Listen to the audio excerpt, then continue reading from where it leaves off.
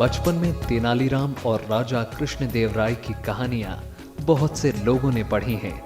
आज हम आपके लिए लाए हैं उन्हीं कहानियों का शहर विजयनगर।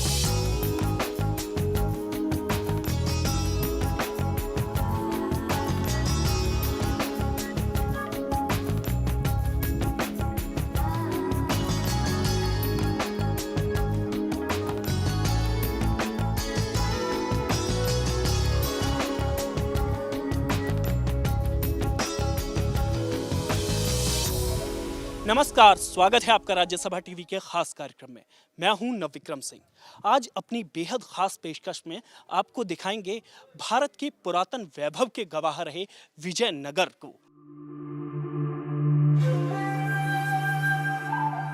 किसी देश की संस्कृति को जानने के लिए उसके इतिहास को समझना बेहद जरूरी है।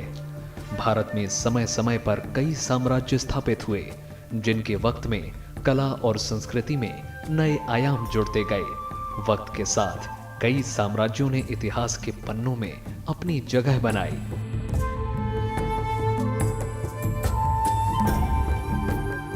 इनमें से कुछ केवल कहानियां बनकर रह गए, तो कुछ ऐसे भी साम्राज्य हैं जिनकी समृद्धता और कला कौशल की यादगार वो खंडर हैं जो समय के थपेड़े सहकर भी अपनी धरोहर संजोए हुए हैं।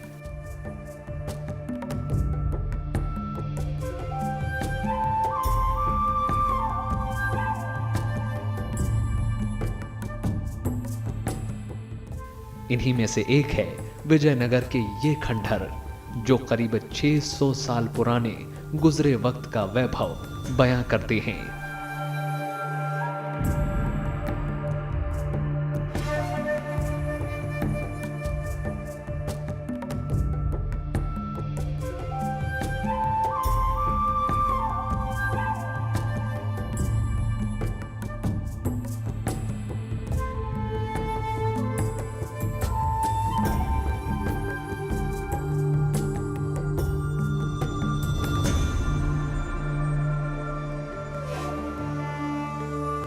विश्व विरासत स्थल में शुमार हम्पी में मौजूद विजयनगर साम्राज्य के खंडहर बताते हैं कि अपने गौरवशाली अतीत में यहाँ कलाकारों ने वास्तुकला, चित्रकला और मूर्तिकला की नायाब शैली को विकसित किया।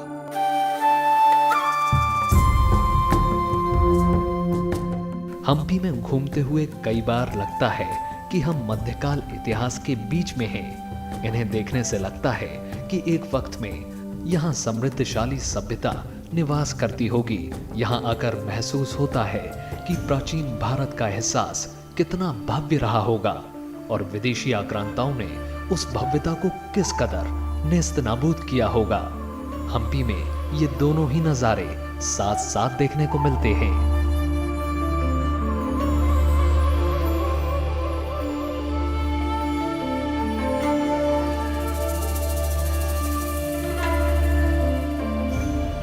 हम्पी में आपको मंदिरों में जो कलाकारी दिखेगी, वो पुरातन काल में भारतीय कलाकारों की असीमित प्रतिभा और रचनात्मक शक्ति का गवाह है।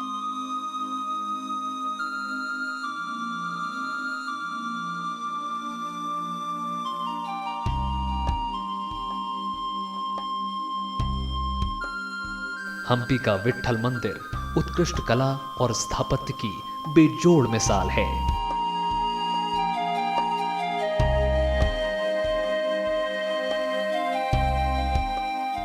जिसे देखने दर्शक देश विदेश से खिंचे चले आते हैं।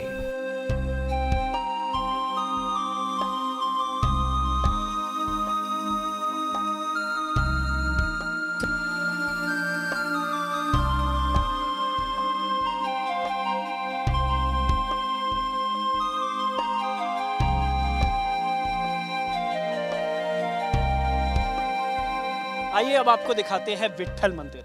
ये वही विट्ठल मंदिर है जहां हम्पी रथ, जो आपके 50 रुपए के नोट में जो हम्पी रथ है, वो इसी विट्ठल मंदिर के अंदर है। आइए आपको सैर कराते हैं विट्ठल मंदिर की।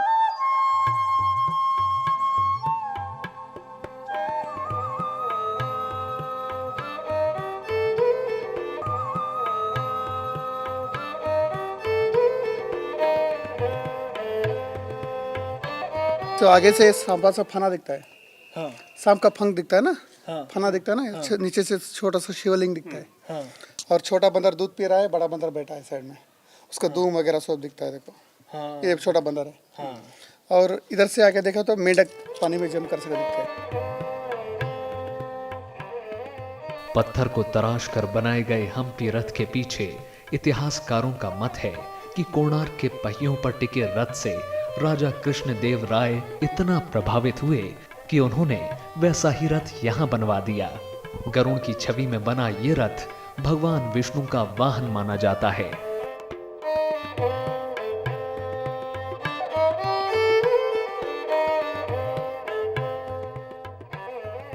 रथ को पार करके हम चलते हैं इस मंदिर के सबसे बड़े रहस्य की।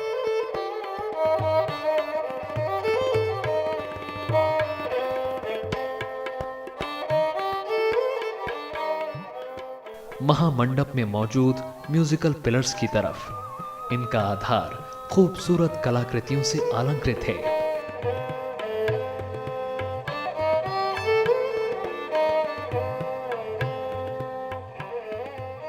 इन खूबसूरत नक्काशीदार स्तंभों को म्यूजिकल पिलर या संगीतमय खंबे कहा जाता है। इन पत्थर के खंभों को थपथपाने से निकलने वाला संगीत सबको हैरान कर देता है।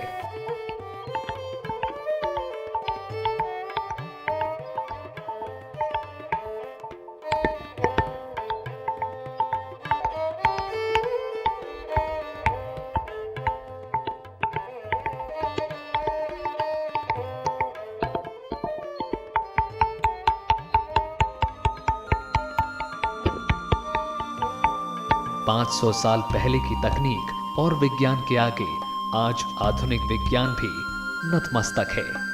इन ठोस ग्रेनाइट पत्थर के स्तंभों में से तबले, वीणा और अलग अलग 81 वाद्य यंत्रों की ध्वनि निकलती है। अंग्रेजों ने इसके बारे में जानने की कोशिश की कि क्या आखिर यहाँ से किस तरीके से कोई धुन निकलती है।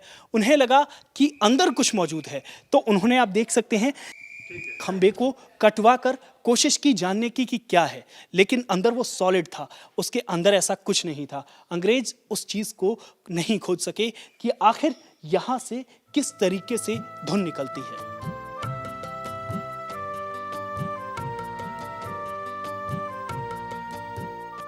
ये स्तंभ भारतीय प्राचीन इंजीनियरिंग कौशल की जीती जागती मिसाल हैं।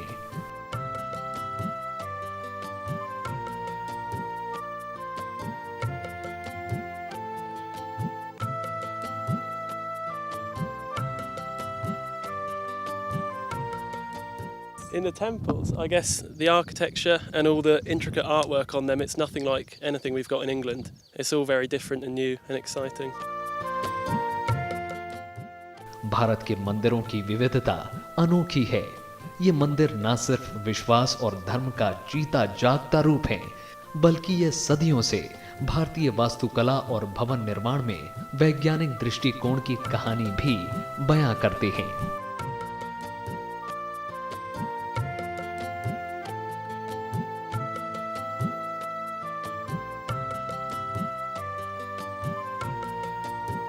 आइए आपको बताते हैं विरूपक्ष मंदिर के बारे में।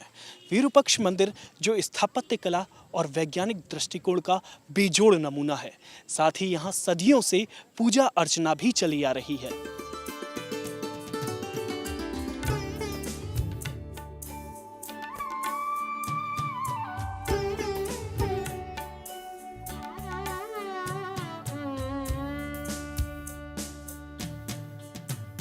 इस मंदिर के इस विशाल गोपुरम का निर्माण राजा कृष्णदेव राय ने 1510 में करवाया था।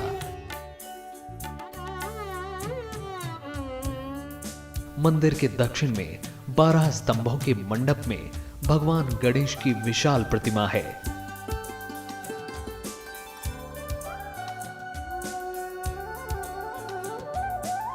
गोपुर से आगे बढ़ने पर मंदिर की भव्यता और बढ़ जाती है।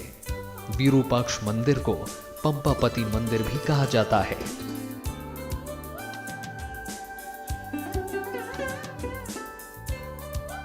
मंदिर के मंडप पर श्रद्धालु आज भी अपनी पीढ़ियों से चली आ रही परंपरा निभा रहे हैं। ये मंदिर विजयनगर में सबसे पुराना माना जाता है और आज भी यहाँ भगवान शिव की आराधना होती है।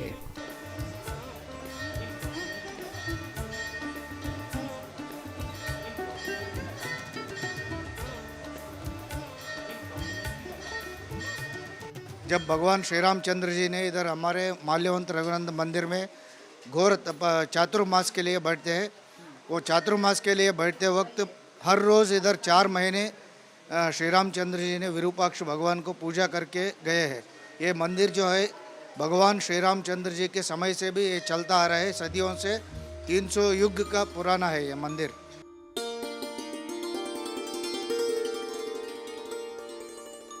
पूजा के अलावा ये मंदिर वैज्ञानिक नजरिए से भी अहम है। यहाँ एक कमरे में ऊपर की तरफ एक छेद है, जिससे यहाँ पड़ने वाली गोपुरम की परछाई उल्टी दिखाई देती है।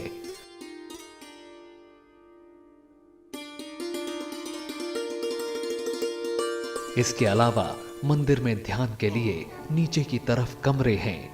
यहाँ ध्यान के लिए लोग बैठते हैं।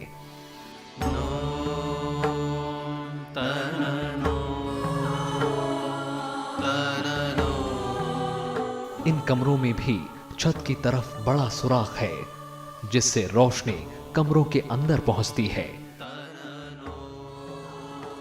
मंदिर में सैकड़ों साल पहले की गई कलाकारी भी हैरान कर देने वाली है।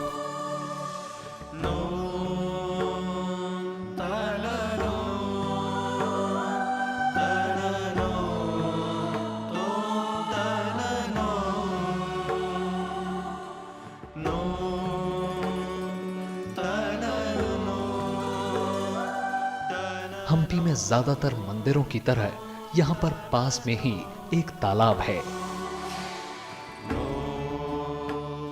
मंदिर के बाहर दोनों तरफ उस वक्त का बाजार भी है। मंदिर से थोड़ा दूर निकलने के बाद भगवान लक्ष्मी नरसिंह की मूर्ति है। इस मूर्ति में नरसिंह आदिशेष यानी 7 सरों वाले नाग की शैया पर बैठे हैं। इस मंदिर को सन 1528 में राजा कृष्णदेव राय के शासन काल के दौरान बनाया गया था। मूल मूर्ति पर भगवान नरसिंह की जांघ पर बैठी देवी लक्ष्मी की आकृति भी थी, जो बाद में इस नगर को उजाड़ने वालों ने तोड़ दी। हम्पी का हर पत्थर अपनी कोई ना कोई अलग कहानी बयां करता है। यहाँ हर मोड़ पर कोई ना कोई आश्चर्य है। शाही परिधि के बीचों बीच मौजूद है हजारा राम मंदिर। इसे देखकर लगता है मानो बनाने वाले ने अपनी कला की उत्कृष्टता को पत्थरों पर तसल्ली से गढ़ा है। सैकड़ों साल पुरानी बनी मूर्तियों को छूकर लोग एहसास करते हैं कि ये कोई सपना नहीं है। मंदिर की दीवारों पर बनी नक्काशीदार मूर्तियों में रामायण की कहानियों को उकेरा गया है।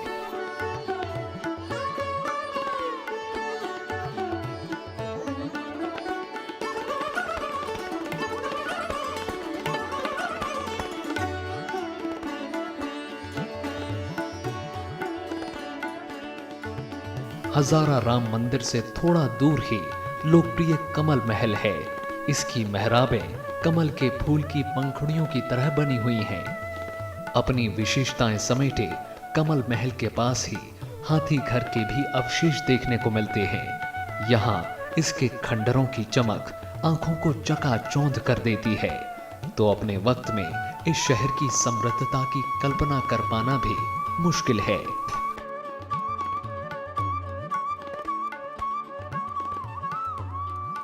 विजयनगर साम्राज्य के खंडहर मन में एक सवाल पैदा करते हैं कि आखिर कैसे इतने समृद्ध शहर का पतन हुआ। तो आइए आपको बताते हैं किस तरीके से विजयनगर साम्राज्य यहाँ से खत्म हुआ।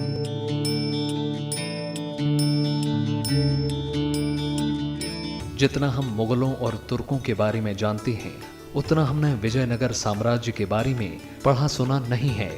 विजयनगर, जिसका मतलब है जीत का शहर, मध्य युग के इस शक्तिशाली हिंदू साम्राज्य की स्थापना के बाद से ही इस पर लगातार आक्रमण हुए, लेकिन इस साम्राज्य के राजाओं ने इसका कड़ा जवाब दिया। ये साम्राज्य कभी दूसरों के अधीन नहीं रहा। इसकी राजधानी को कई बार मिट्टी में मिला दिया गया, लेकिन इसे फिर खड़ा किया यहाँ के लोगों ने। विजयनगर साम्राज्य की स्थापना राजा हरिहर और बुक्का नाम के दो भाइयों ने 1336 में की थी।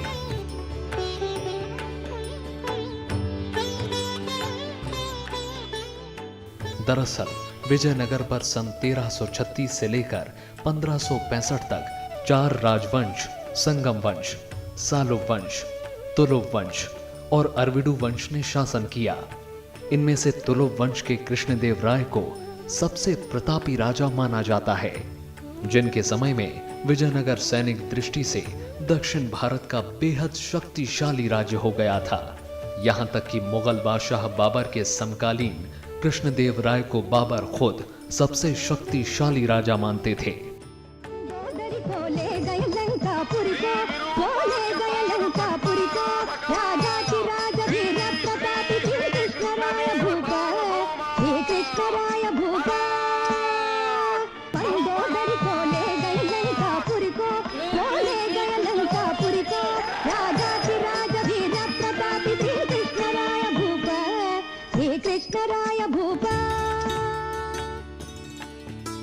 कृष्णदेव राय महान विद्वान और बड़े साहित्यकार थे। उन्होंने कई ग्रंथ भी लिखे। राजा कृष्णदेव राय ने न सिर्फ आसपास किए गए सभी विद्रोहियों को जवाब दिया, बल्कि अपनी सीमाओं का विस्तार तकरीबन पूरे दक्षिण में किया। पुर्तगालियों से उन्होंने संबंध बनाए, उनसे रक्षा और व्यापार में सहयोग प्राप्त किया।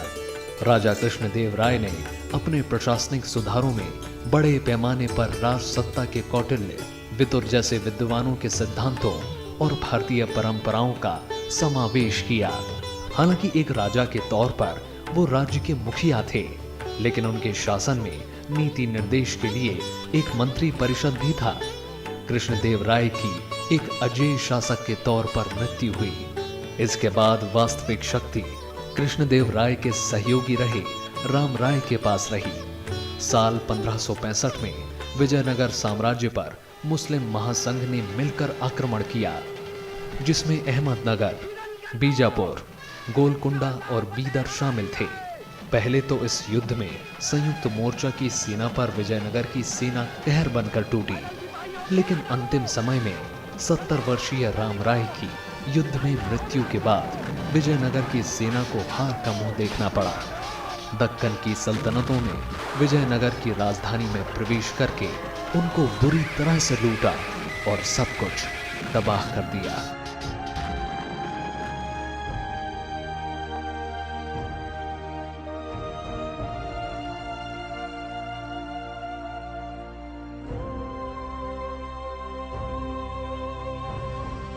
दरअसल विजयनगर साम्राज्य से पहले इस इलाके को किष्किंधा के नाम से जाना जाता था। जी हाँ, ये वही किष्किंधा है जिसका वाल्मीकि रामायण में जिक्र है। पूरा एक कांड है किष्किंधा कांड। भगवान राम यहाँ आते हैं सीता की खोज में, उसके बाद यहाँ पर एक लंबा वक्त बिताते हैं। तुंगभद्रा नदी के पार भगवान राम के वनवास के दौरान बिताए गए समय के प्रमाण मिलते हैं। ऐसे क्षेत्र है ये, जब जब भारत देश में जब जब सनातन धर्म की जो च्युति पहुंचने के लिए जो असुर लोग जो अधर्म बढ़ता है, धर्म साम्राज्य स्थापना करने के लिए यही मुख्य केंद्र है। उसके लिए जब सत्य हरिश्चंद्र आया, यहाँ भगवान को प्रार्थना करके गाया, साम्राज्य प्राप्त हो गया। होने के बाद श्री राम भगवान भी आए, यहाँ चातुर्मास भी किया, यही किष्किंधा है। हनुमान भगवान भी यही मिला, तब धर्म साम्राज्य स्थापन हो गया।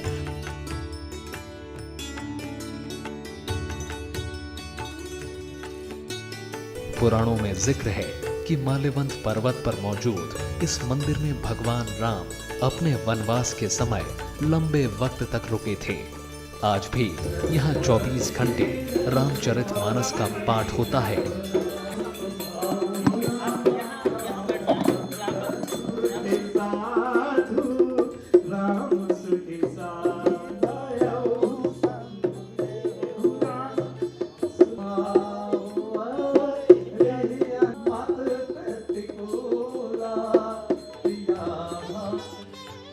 और यहाँ ऐसे भक्त भी हैं जो भगवान राम की तरह 14 साल के वनवास पर हैं। जहां जहां भगवान राम गए थे वहां ये लोग भी जाते हैं। इस मंदिर में रहकर ये लोग लंबा वक्त बिताते हैं। हम 14 साल के वनवास के लिए निकले। जहाँ जहाँ भगवान श्री राम जा रहे वहाँ वहाँ मैं जा रहा हूँ। 2011 से निकला हूँ पैदल। तो यहाँ भगवान श्री राम ने चातुर्मास काटा है। बाली का वध करके सुग्रीव को राजा बना दिया किष्किंधा का। उसके बाद यहाँ पर चातुर्मास, ये प्रश्वणगिरी पर्वत है, सुंदरकांड में इसका उल्लेख आता है।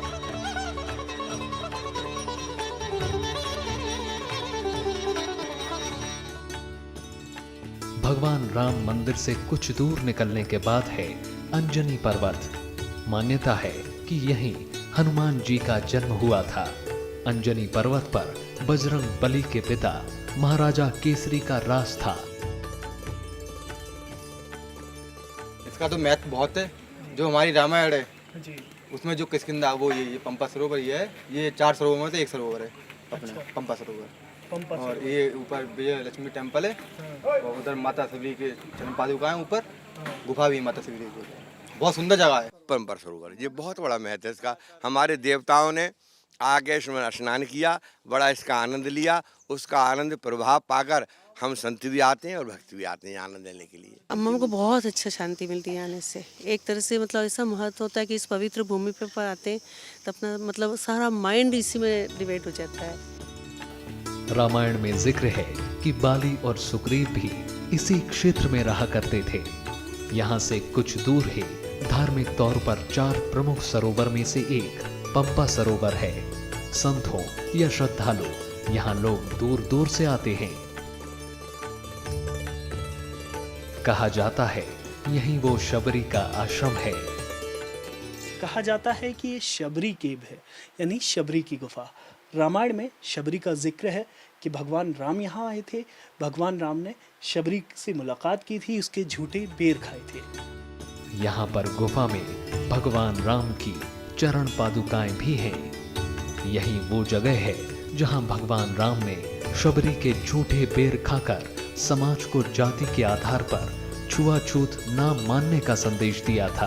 हम्पी के आसपास सैकड़ों ऐसे मंदिर और पुरातत्व हैं।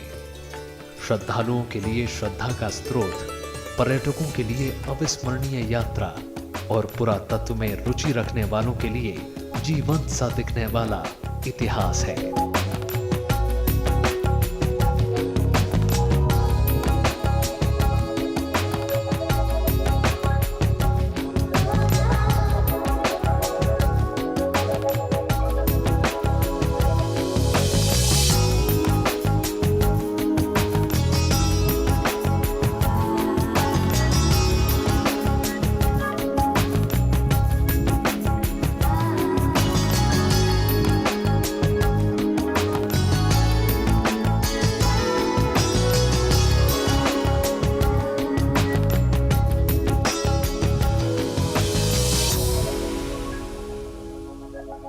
घाटियों और चट्टानों से घिरे शहर हम्पी में सैकड़ों ऐसी कहानियां मौजूद हैं जिसे चंद मिनटों में नहीं बताया जा सकता।